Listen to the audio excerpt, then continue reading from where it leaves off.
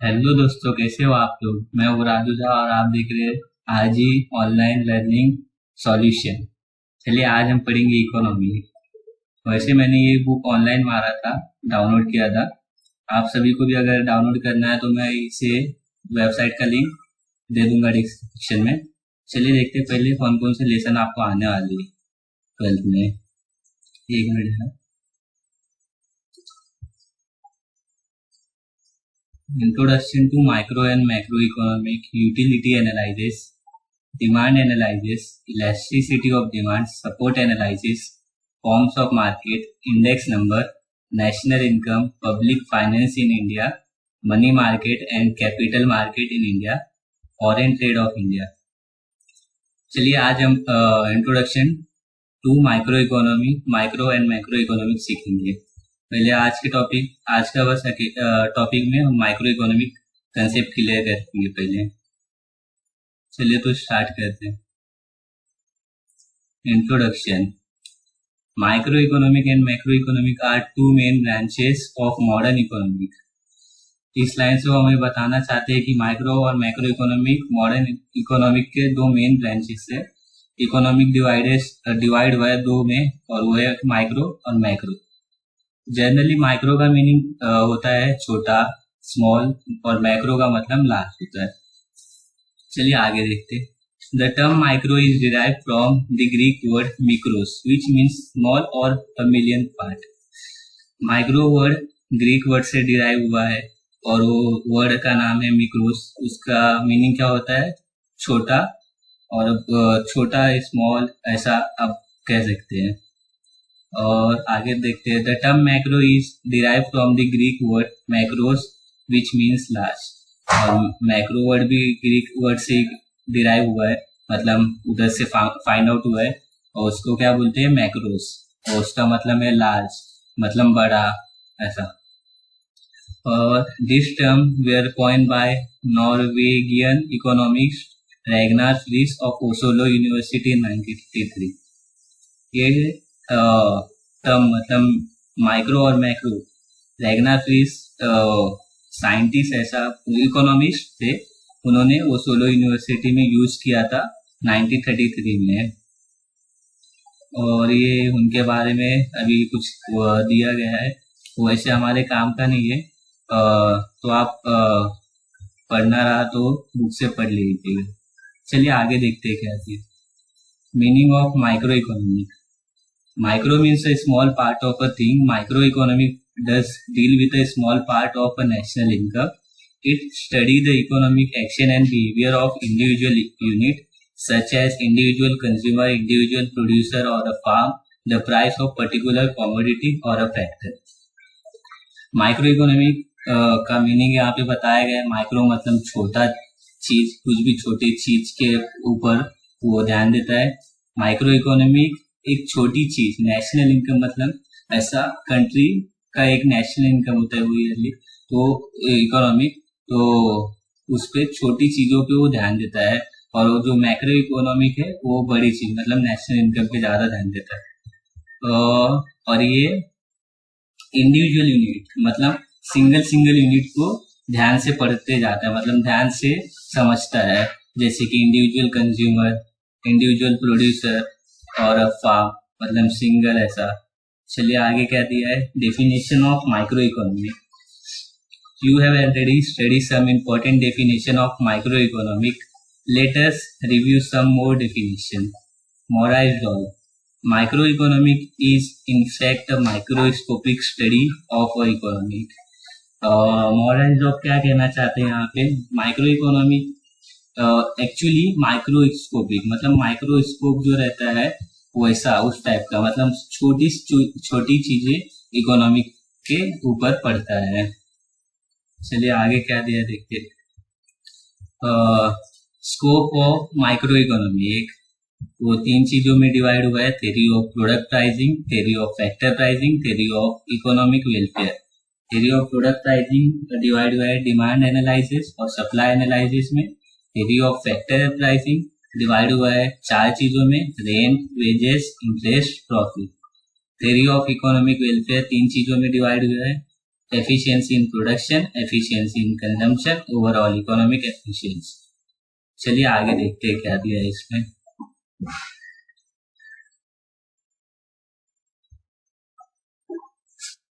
हाँ तो चलिए देखते हैं. पहला पॉइंट है थ्योरी ऑफ प्रोडक्ट प्राइसिंग. तो ये हमें क्या बताना चाहते हैं, जैसे कि प्राइस ऑफ कॉमोडिटी है, इंडिविजुअल कॉमोडिटी, वो दो चीजों पे डिपेंड है. क्या कौन सी वो दो चीजें हैं? डिमांड और सप्लाई. डिमांड क्या होता है?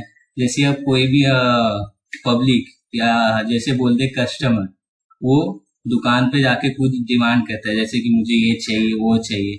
अब डिमांड का मतलब तो यहीं पे खत्म हुआ. पर अब सप्लाई की बारी आती है, तो सप्लाई मतलब वो होता है जैसे कि कुछ भी चीज प्रोडक्शन होता है फैक्ट्री में कुछ भी चीज प्रोडक्शन होता है, वो आता है सेल के लिए. जो सप्लाई वाला रहते हैं वो पूरा सेल के लिए कभी भी नहीं लाते, थोड़ा थोड़ा सेल के लिए लाते हैं, क्योंकि कभी कभी प्राइस कम में उन्हें बेचना पड़ता है और कभी कभी ज्यादा में बेचना पड़ता है. इसके लिए वो एक साथ पूरा सप्लाई नहीं करते हैं. चलिए और आगे देखते हैं. एक मिनट जरा.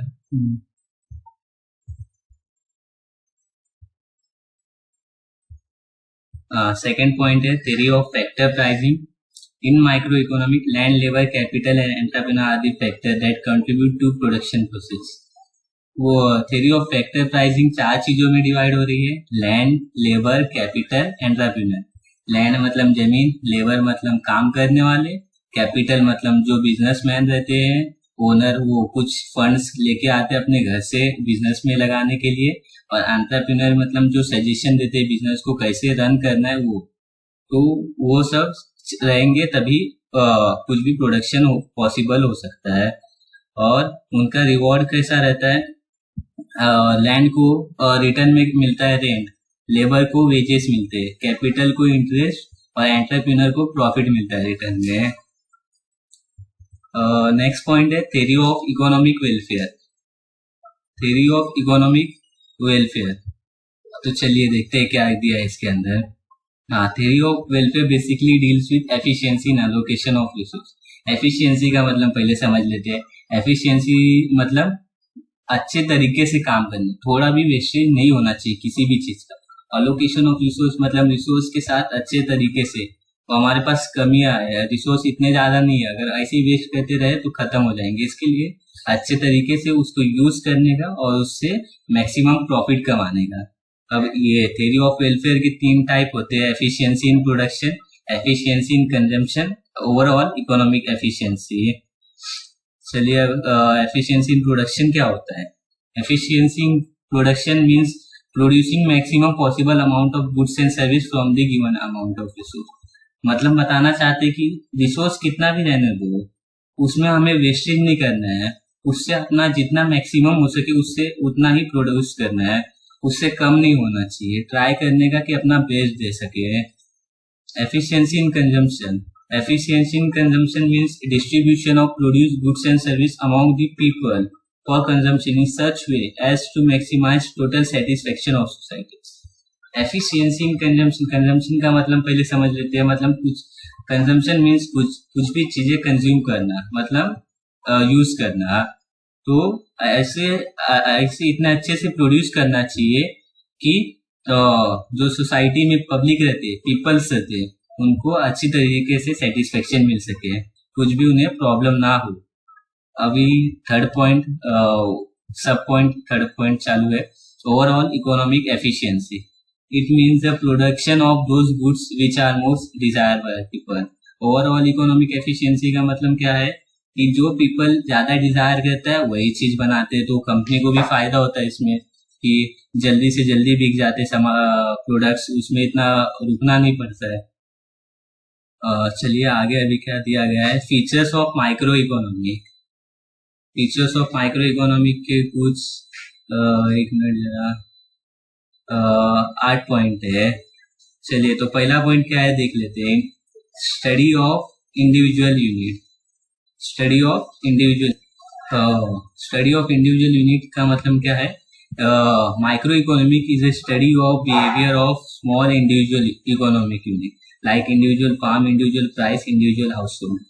यहाँ पे इसका मतलब ये बताया गया है कि माइक्रो इकोनॉमिक्स छोटी चीजें सिंगल चीजें पे ज्यादा ध्यान देता है, जैसे कि individual firm, individual price, individual house hold.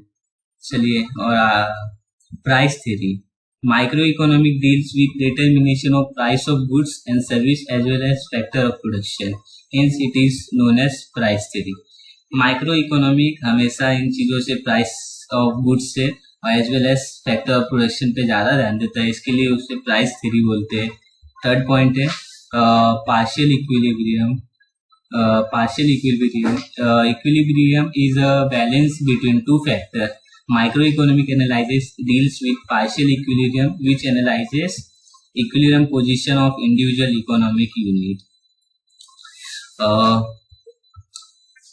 पहले तो यहाँ पे इक्विलिब्रियम का मतलब समझ लेते हैं। ये एक चीज है ऐसी जो बैलेंस रहते हैं दोनों चीजों के बीच में है।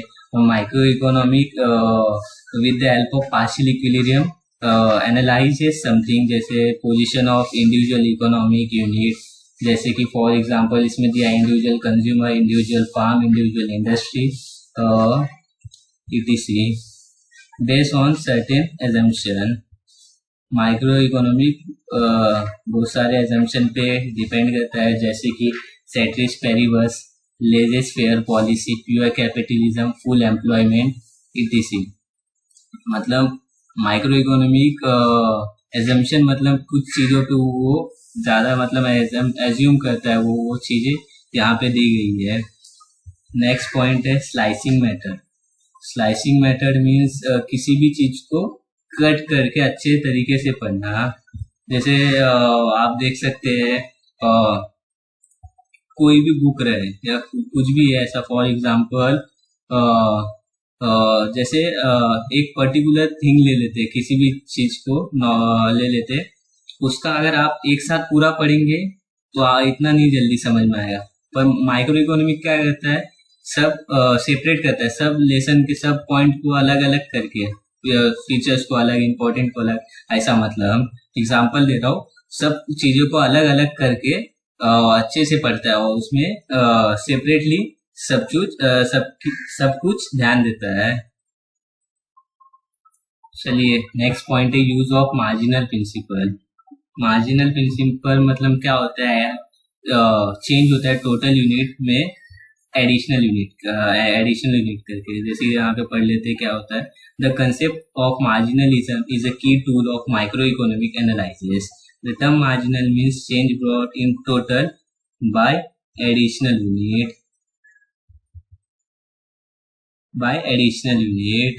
Marginal analysis help to study a variable through the change producer and consumer take economic decision using the principle। चलिए अब ये समझ लेते हैं पॉइंट में क्या दिया गया है। मार्जिनल की टूल है माइक्रो इकोनॉमिक एनालिसिस का। माइक्रो इकोनॉमिक एनालिसिस कहता है with the help of marginal principle. Marginal means क्या होता है, टोटल यूनिट में चेंज हो जाता है एक एडिशनल यूनिट की वजह से, और उसको ही मार्जिनल यूनिट बोलते हैं। 7 पॉइंट क्या है, analysis of market structure. Micro economic analysis कहता है मार्केट, डिफरेंट मार्केट स्ट्रक्चर्स को, जैसे कि perfect competition, monopoly, monopolistic competition, oligopoly, ये सब मार्केट के टाइप्स है, ये आपको आगे सीखने के लिए मिलेंगे। चलिए नेक्स्ट पॉइंट है लिमिटेड स्कोप। माइक्रो इकोनॉमिक के बहुत लिमिटेड स्कोप है, क्यों? क्योंकि वो छोटे छोटे चीज पढ़ता है, ज्यादा बड़े चीज नहीं पढ़ सकता, वो ज्यादा लिमिटेड स्कोप है उसका। अनलिमिटेड स्कोप नहीं, अनलिमिटेड स्कोप मैक्रो इकोनॉमिक का है, मतलब वो ज्यादा चीज एक ही बार में कवर करता है। जैसे कि scope of micro economic is limited to only individual unit को ही वो स्टडी कर सकता है, और बाकी को नहीं, इतना जल्दी नहीं, नेशन वाइड पूरा प्रॉब्लम वो सॉल्व नहीं कर सकता। जैसे कि inflation, deflation, balance of payment, poverty का मतलब गरीबी, unemployment, population, economic growth, etc. चलिए अब नेक्स्ट पॉइंट देख लेते हैं। फीचर्स यहाँ पे खत्म हो चुका है, अब इम्पोर्टेंस ऑफ माइक्रो इकोनॉमिक सीखेंगे। चलिए तो अभी देखते हैं क्या इम्पोर्टेंस ऑफ माइक्रो इकोनॉमी। हाँ ठीक है, चलिए पहला पॉइंट है प्राइस डिटर्मिनेशन। प्राइस डिटर्मिनेशन होता क्या है, पहले वो देख लेते हैं जरा। Price determination means how the price of different product and various factor of production are determined।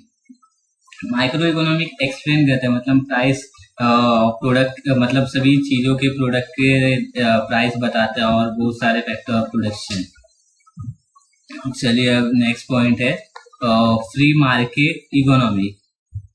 Free market economy, micro economic help in understanding the working of free market economy. Micro economic help करता है जैसे कि decision लेने में, जैसे क्या produce करना है, कब प्रोड्यूस करना है, कितना प्रोड्यूस करना है, और इसमें गवर्नमेंट का इंटरवेंशन नहीं होता है, मतलब गवर्नमेंट ज़्यादा ध्यान नहीं देते ये सब चीज़ों में। यही था free market economy. Third point है foreign trade. Micro economic foreign trade में भी हेल्प करता है, जैसे कि effect of traffic on a particular commodity, determination of currency exchange rate of any two country, gain from international trade to a particular country। gain मतलब मिलना। चलिए next point है economic model building. Economic model building में micro economic help करता है, जैसे कि क्या दिया गया है, understanding various complex economic situation with the help of economic model. It has made a valuable contribution to economy by developing various term, concept, terminology, tools or economic analysis। Micro economic model building में भी help करता है, economic model building में help करता है, जैसे कि बहुत सारे सिचुएशन रहते हैं बिजनेस में फेस करते हैं कुछ बहुत सारे सिचुएशन, तो उसको कैसे डील करने का, उससे कैसे सेफ होने का, वो सब चीजें बताता है माइक्रो इकोनॉमी। पांचवा पॉइंट है बिजनेस डिसीजन। उसमें क्या दिया गया है, micro economic theory are helpful to businessman for taking crucial business decision. Micro economic businessman को भी हेल्प करता है, जैसे कि वो बिजनेसमैन को बहुत सारे डिसीजन लेने के रहते हैं अपने बिजनेस से रिलेटेड, जैसे कि क्या प्रोड्यूस करना है, बिजनेस का प्रोडक्शन का कॉस्ट कितना होना चाहिए, price of good, maximisation of output and profit, मतलब प्रॉफिट कैसे कितना हुआ है और अभी अपने पास स्टॉक में कितना है, सब मतलब माइक्रो इकोनॉमिक बिजनेसमैन को भी इनडायरेक्टली डायरेक्टली हेल्प करता है। छठवां पॉइंट है useful to government. It is useful to government in forming economic policy such as taxation policy, public expenditure policy, price policy etc। Micro economic government को भी useful है, जैसे 3-4 पॉलिसीज बनाने के लिए, मतलब बहुत सारे ऐसे भी पॉलिसी जो माइक्रो इकोनॉमिक हेल्प करता है गवर्नमेंट को बनाने में, जैसे टैक्सेशन की पॉलिसी है, पब्लिक एक्सपेंडिचर पॉलिसी है, प्राइस पॉलिसी है, इस सब में माइक्रो इकोनॉमिक हेल्प करता है। This policy help the government to attain its goal of efficient allocation of resource and promoting economic welfare of society. ये पॉलिसी सब क्या हेल्प करता है, मतलब जैसे कि अच्छे से गुड्स को प्रोड्यूस करना चाहिए, अच्छे से रिसोर्स का यूज होना चाहिए, ज़्यादा वेस्टेज नहीं होना चाहिए और हमेशा सोसाइटी के अच्छे के लिए सोचना चाहिए। सातवां पॉइंट और आखिरी पॉइंट इम्पोर्टेंस का है बेसिस ऑफ वेलफेयर इकोनॉमिक।